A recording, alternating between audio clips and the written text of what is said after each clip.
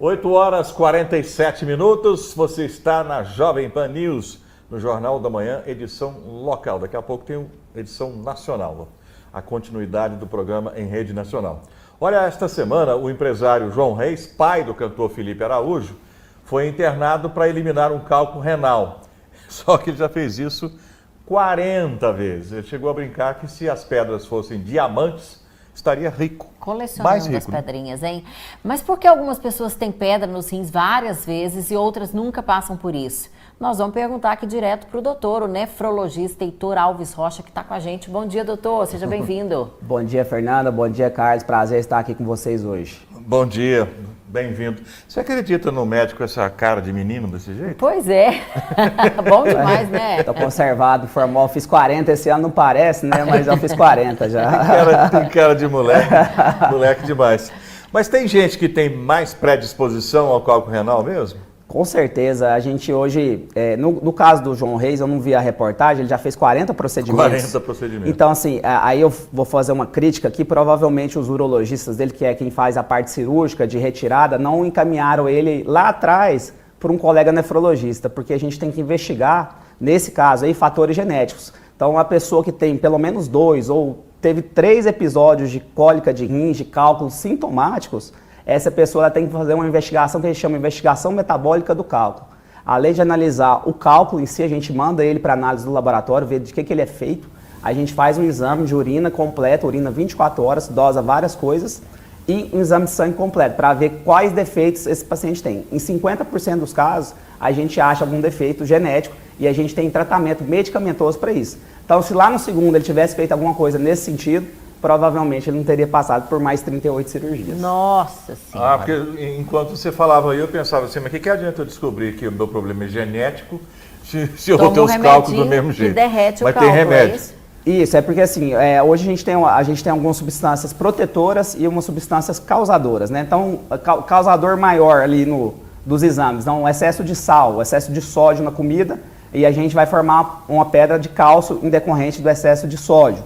E o principal protetor é o citrato, por isso que tem aquela ideia, e realmente é verdade, das frutas cítricas, limão, laranja, proteger os rins. Porque o citrato, a deficiência de excreção de citrato na urina, aumenta a formação de cálculo. Então, se, por exemplo, o João Reis tivesse uma deficiência de citrato, a gente tem uns limites lá mínimos, aceitáveis, e a gente repõe esse citrato de potássio, provavelmente o defeito estava corrigido e dali para frente ele não ia formar mais cálculos. Com base nisso, é bom então a gente consumir coisas cítricas? Sim, o citrato é um dos principais protetores. Citrato, magnésio e potássio. E onde a gente tem essas outras duas coisas, magnésio e potássio, adivinha? Nas verduras e nas frutas. Então, verduras, principalmente folhas verdes, couve, alface, essas coisas aí tem muito magnésio e muito potássio. Banana, as frutas de forma geral. Então é aquela coisa, a gente tem que descascar mais e desembrulhar menos, né? Menos industrializados e mais produtos naturais, mais feira e menos supermercado. É verdade que quem bebe pouca água tem tendência a formar pedra nos rins? Com certeza, a desidratação, a falta de água é como se fosse um copo de água com um pouco de sal. Se eu tenho muito sal e pouca água, vai cristalizar. O cálculo renal nada mais é isso, né? Uma cristalização ali de um soluto, né? Se eu pego a mesma quantidade de sal e diluo numa bacia de água, aquilo ali não vai cristalizar e meus rins vão conseguir eliminá-lo sem ele formar pedras. Então a gente tem um número mágico ali, pelo menos, que a gente fala de forma geral para a população. Então o Carlos, por exemplo, deve ter em torno de 80 quilos. Estou sendo bonzinho, né? Muito bonzinho. 80 quilos, pelo menos 30 ml de água por quilo de peso por dia. Então 80 vezes 30, 2 litros e 400. Você, sei lá, 65 quilos. Bonzinho de novo. Vezes 30, então daria 2 litros. Então tem aquela regrinha, mais de 2 litros de água por dia. Mas na verdade, quem tem cálculo de repetição igual o João Reis, ele tem que ter mais de 2 litros de urina por dia.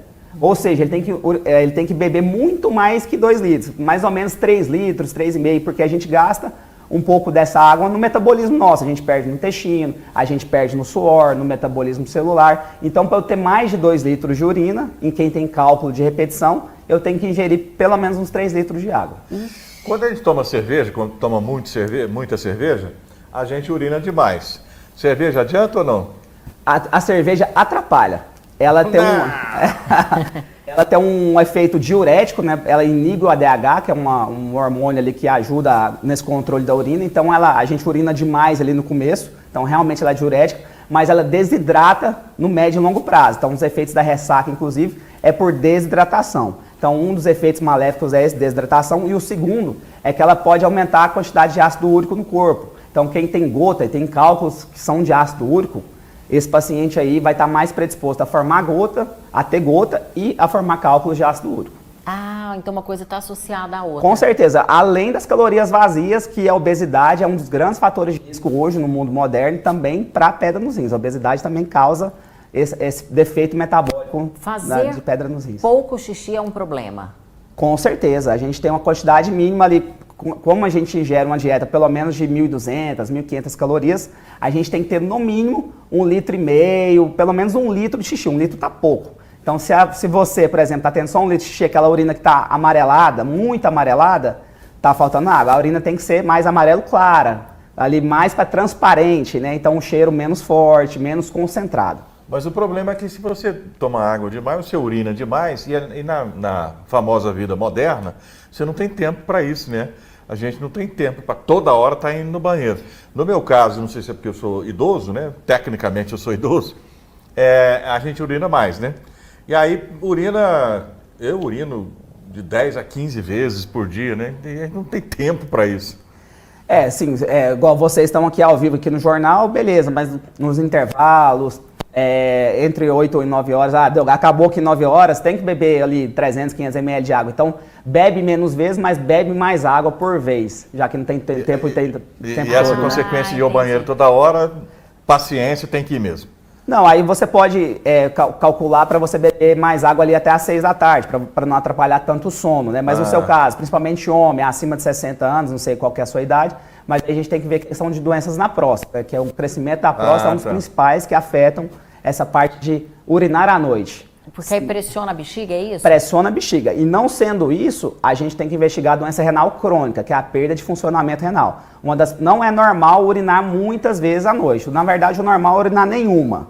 Mas a gente sabe, principalmente homem, mulher também na pós-menopausa, enfraquecimento ali do assoalho pélvico, da musculatura ali do períneo, a queda da bexiga. Então, assim, pode acontecer, mas assim, acima de 2 vezes, tem que investigar. Homem, principalmente próstata. Mulher, queda de bexiga, às vezes a mulher que teve múltiplos filhos, múltiplas cirurgias, pode ser que a bexiga está caída, também é uma das causas. Me tira uma dúvida que eu tenho há muito, não é uma dúvida, eu ouço isso desde criança, que aquela sementinha do tomate causa cálculo renal, da pedra no rins, é verdade ou não? Não é verdade, assim, só se você comer 1 quilo de tomate por dia, mas assim, o tomate, ele é rico em oxalato de cálcio, que é uma das principais moléculas que formam ali o núcleo da cristalização do cálculo. Então, se você comer muita coisa rica em cálcio, uma dieta aí rica em cálcio de forma geral, leite, derivados, vai somando as coisas, pode acontecer. Mas se você tem uma ingesta de água adequada e não come 1 quilo de tomate por dia, você não vai ter, pode começar tomate normal. O tomate quase sempre a gente consome com sal também, né? Doutor, dá cálculo nos rins, dá pedra nos rins em criança? Dá sim. E quando a gente tem a incidência maior de cálculo no rim é entre 30 e 50 anos, que é a idade que a gente está mais produtivo, né? A idade do adulto jovem. Se acontecer antes de 30, 20 a 30, normal, não tem que ter uma investigação ali adicional. Mas assim, muito jovem, abaixo de 15 anos, aí liga o alerta para doenças genéticas e aí mais ainda essa criança tem que ser referenciada por um nefrologista ou urologista. Pode ser problema de funcionamento de bexiga também, causas urológicas, a bexiga que não esvazia. Pode ser problema também do ureter, então tem várias causas aí também associadas à pedra nos rins na criança, que geralmente são maiores e mais graves. Olha! É difícil de mensurar a dor, né? Mas a gente ouve com frequência que a dor de um cálculo renal é pior do que a de um parto, né? Para a mulher. Isso é verdade ou não? É mais lenda? Falar isso também. Verdade. Existem algumas dores na medicina que são excruciantes, que é aquela dor que o paciente não consegue ficar parado até resolver, até que o paciente rola no chão, não tem posição, não consegue ficar parado, e a dor de cólica renal é uma delas, a dor do parto, a dor de uma luxação de ombro, por exemplo, e a dor de uma perfuração abdômen aguda ali, são dores assim muito fortes, mas é uma das dores maiores na medicina. Nossa Nossa Senhora, medo disso. Vamos beber água, gente. E falando um pouquinho só para a gente terminar aqui sobre prevalência. Então, a prevalência é quanto que aquela doença afeta a população. Vocês sabem um número, assim, Não. quantas pessoas... Então, assim, é 10 a 15% da população geral. Ou seja, muita uma gente. em cada 10 pessoas na vida vão ter pedra nos rins. E mais, se essa pessoa teve uma vez, a chance dela ter em 5 anos, 30 a 50%. E em 10 anos, 50 a 60%. Ou seja, se você teve, daqui 5 anos, a chance de você ter de novo é metade, é muito grande. Então, assim, Nossa. esse paciente que teve uma vez, mas não foi complicado, não precisou de cirurgia, ok, não precisa investigar. Mas teve uma vez, ela impactou no canal, teve que fazer um procedimento urológico, teve infecção associada, esse paciente já merece a investigação daquela metabólica que a gente está falando. E essa danada ainda é silenciosa, essa pedra? A maioria das pedras são assintomáticas, porque elas são menores. Elas ficam lá no rim quietinhas e a gente não sabe quanto que elas vão descer ou se vão descer. Então, assim, o rastreio, o que a gente tem que fazer de exames gerais? Exame de sangue, exame de urina e exame de imagem, ultrassom de rins, pelo menos uma vez a cada ali 2, 3 anos, um ultrassom abdominal, como um check-up ali para avaliar se você tem pedra nos rins, tamanho, quantidade, localização. Às vezes, quando eu vou urinar, eu sinto que expeli alguma coisa. Pode ser pedra? Dá a impressão que alguma coisa passou no canal. Sim, ali é o começo, né? Às vezes uma areinha ali, que não formou o cálculo grande, mas uma areinha. Então, assim, é o negócio. Tá dando ruim, né? Tipo assim, tá no começo, né? Começou. Então, fazer ultrassom. O ultrassom pega pedras acima ali de 5 milímetros. Então, são pedras maiores. Quiser ver mesmo certinho se tem tamanho, tomografia sem contraste, não precisa de contraste nesse Doutor, caso. gosta de Copa de Futebol, Copa do Mundo? Demais. Hoje o quê? Vai secar a Argentina ou não? Com certeza. Eu sei que já deu certo ontem, né? A gente secou a França, Pois deu é, certo. Eu francês desde criança, eu tenho um biotipo francês. Tô vendo.